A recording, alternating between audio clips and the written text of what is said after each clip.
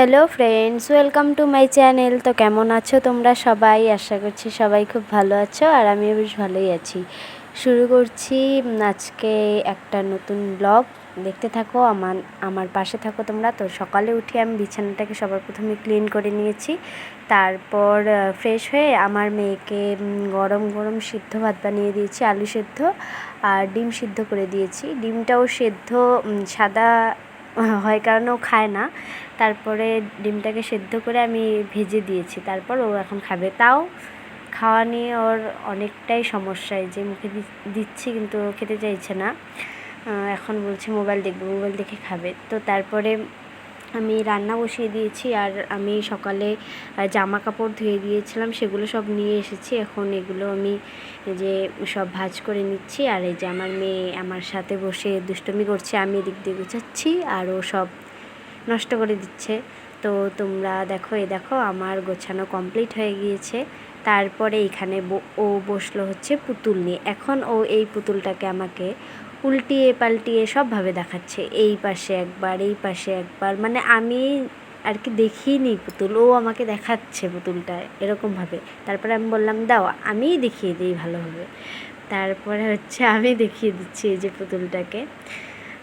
তো ও এখন একটু খেলা করবে, আর আমার কিছু কাজ আছে সেগুলো আমি এখন কমপ্লিট করে নিব, সেগুলো আর তোমাদের সাথে আমি শেয়ার করতে পারিনি।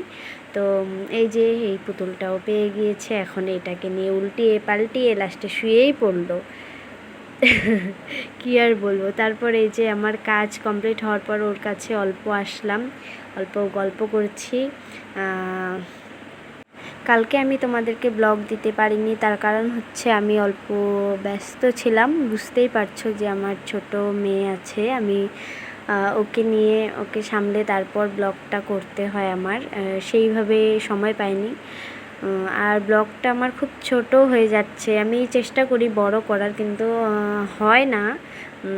তো এখানে যে আমি আর আমার মেয়ে কিছু বকবক করছি। আমি এখন চলে যাব কাজ করতে, ওকে রেখে ওই যে যেতে দিবে না আমাকে।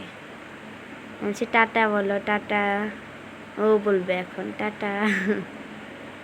তারপর সারাদিনে আর কিছু ক্লিপ উঠাইনি, একদম রাত্রে চলে যাব। রাত্রে যে ওর বাবা নিয়ে এসেছে হচ্ছে কই মাছ। মাছগুলো দেখে একদম তাজা, গামলাতে রেখেছি। আমার মেয়ে দেখে খেলছিল, এগুলো দেখে খুব খুশি হয়েছিল। তারপরে এই মাছগুলোকে আমি কেটে টেটে নুন হলুদ দিয়ে ভালো করে মাখিয়ে নিলাম। একদম অল্প করে তরকারি বানাবো, যে আলু টালু পেঁয়াজ টেজ কেটে নিয়েছি, খুবই অল্প পরিমাণে বানাবো, রাত্রে যেহেতু বানাবো।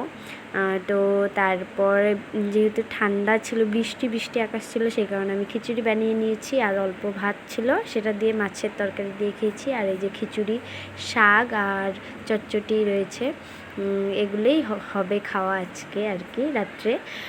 তো আমার ভিডিওটা কেমন লাগলো অবশ্যই কমেন্টে জানিয়ে দিও।